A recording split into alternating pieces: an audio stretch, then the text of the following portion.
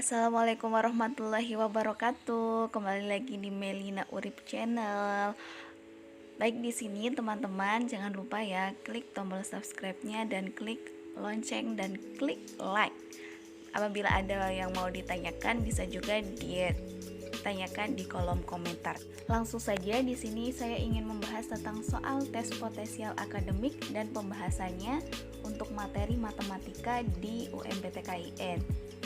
Jadi di sini saya ingin membahas 10 soal tentang matematika yang biasanya diujikan di tes potensial akademik. Langsung saja untuk yang nomor 1. Pada hari itu terdapat jadwal konseling 3 guru bimbingan konseling. Ketiga guru tersebut memulai pembimbingan individual di waktu yang sama, yaitu pukul 8.30. Guru BK1 memberikan waktu konseling ke setiap siswa 30 menit, guru BK2 ke setiap siswa 25 menit, dan guru BK3 ke setiap siswa 50 menit. Dengan asumsi tidak ada waktu jeda dari satu konseling ke konseling lainnya. Pukul berapakah mereka bisa selesai bersama-sama? Oke, di sini harus dipahami bahwa ketika kata kuncinya adalah bersama-sama dan tidak ada jeda, maka kalian menggunakan cara yaitu mencari KPK dari waktu yang disediakan, yaitu KPK dari 30, 25, dan 50. Selanjutnya kita buat tabel faktor.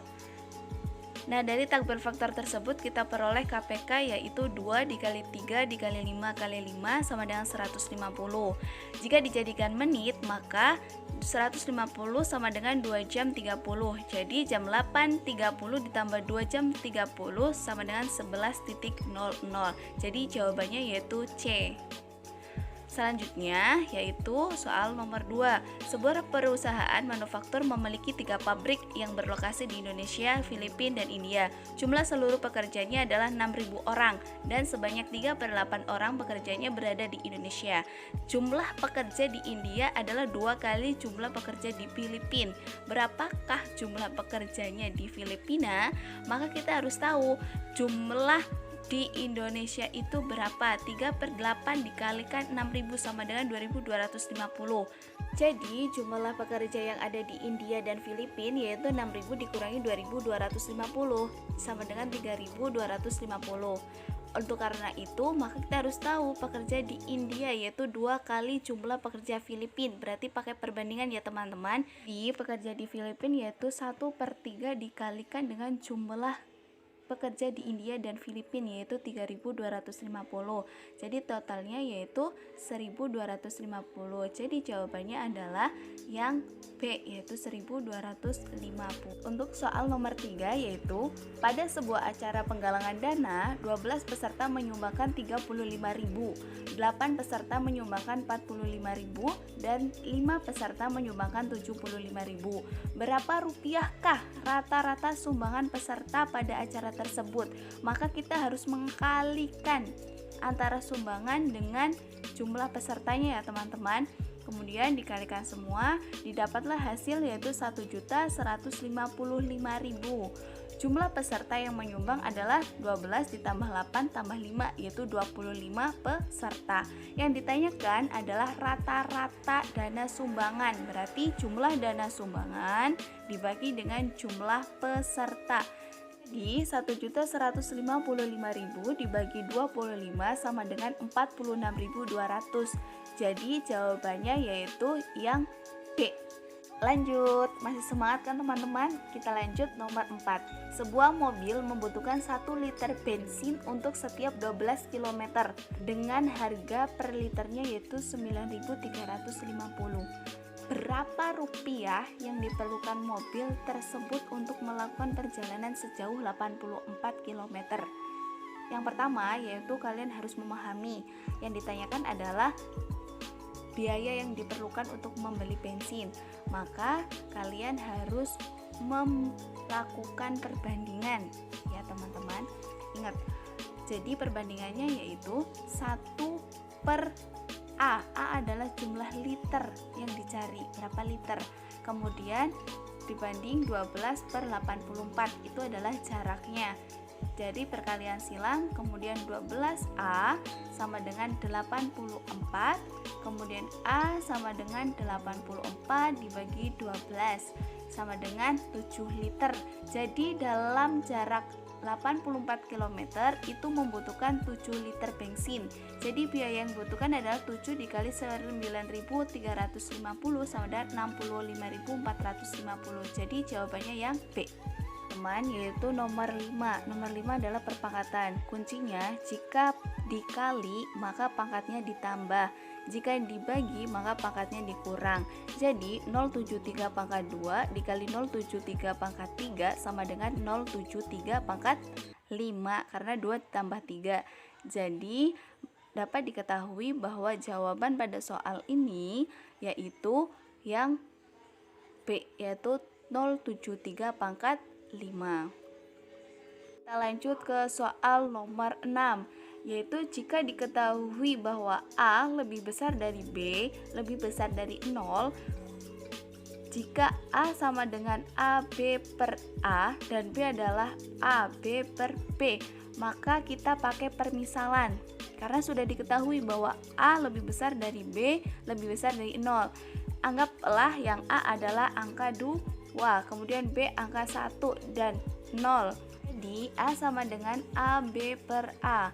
Kita ganti ya dengan angka. Jadi 2 dikali 1 dibagi 2 sama dengan 1. Kemudian yang B sama dengan AB per B. Maka kita ganti menjadi angka, yaitu 2 dikali 1 dibagi 1 sama dengan 2. Jadi dapat diketahui bahwa A adalah jumlahnya 1 dan B adalah jumlahnya 2. Maka dapat disimpulkan bahwa A itu lebih kecil daripada B. Akan tetapi di pilihan tidak ada lebih kecil ya, berarti B lebih besar daripada A. Jadi jawabannya yaitu yang B. Betul sekali. Lanjut ke nomor 7. Manakah dari bilangan di bawah ini yang menunjukkan 1/2 dari 0,05%? Maka di sini silakan kalian rubah persen itu jadi bilangan. Jadi 1/2 dikali 0,05 dibagi 100 karena persen sama dengan setengah dikali, kita ganti ya pakai pangkat, yaitu 5 dikali 10 pangkat min 2. Kenapa min, Mbak? Karena 0, oke, kalau 0, berarti min. Dihitung angka di belakang koma, jika 2 maka pangkatnya min 2. 5 kali 10 pangkat min 2 dibagi 1 kali 10 pangkat 2. Kemudian diingat, kalau pembagian maka dikurangi pangkatnya. Jadi sama dengan 1/2 dikali 5 kali 10 pangkat min 4. Sama dengan setengah kali 5, berarti 2,5 kali 10 pangkat min 4 atau 25 kali 10 pangkat min 5. Sama dengan berarti angka di belakang koma ada 5, yaitu 0,00025. Jadi jawabannya yang B. Kita lanjut ke nomor 8. Berapakah keliling bangun ruang B, C, D, E? Kita harus mengetahui ini bangun apa terlebih dahulu. Ini bangun trapesium. Maka kita harus mencari sisi miringnya. Sisi DC itu sama dengan sisi EA. Maka menggunakan rumus Pythagoras. Rumus Pythagorasnya kita menggunakan segitiga ABE. Masih ingat rumus Pythagoras? C kuadrat sama dengan A kuadrat ditambah B kuadrat. Seperti ini ya teman-teman.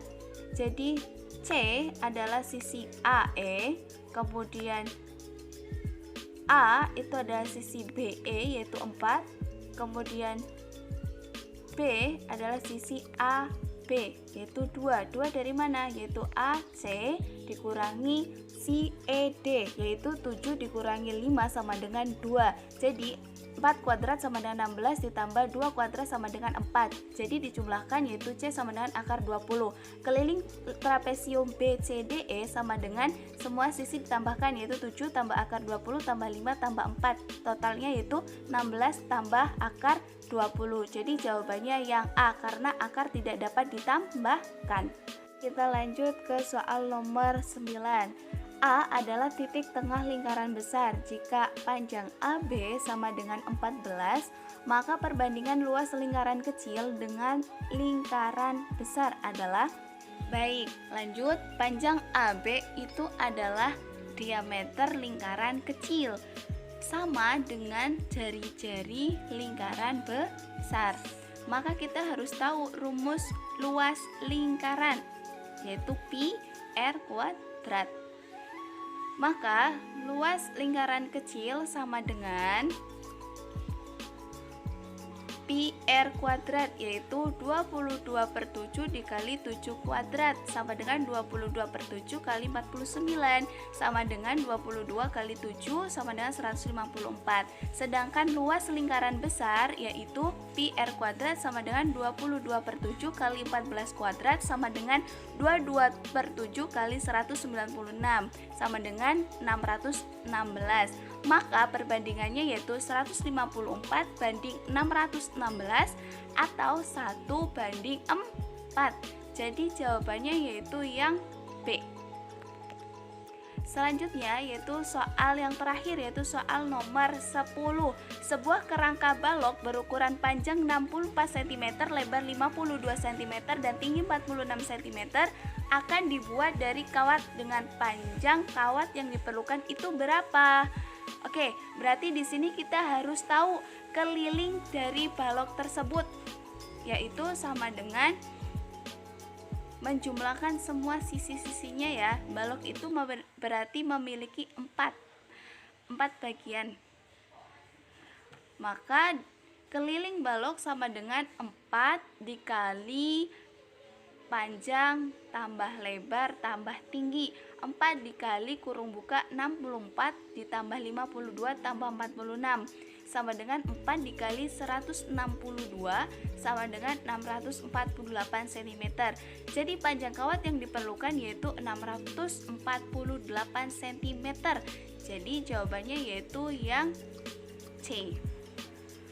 Baik, sampai di sini terlebih dahulu ya teman-teman. Jangan lupa klik subscribe dan klik lonceng karena banyak sekali info-info terkait UMPTKIN tahun 2022 dan pembahasan soal-soal yang akan keluar ketika ujian UMPTKIN. Semangat dan sukses buat kalian dan jangan lupa berdoa semoga lolos UMPTKIN tahun ini ya teman-teman. Terima kasih.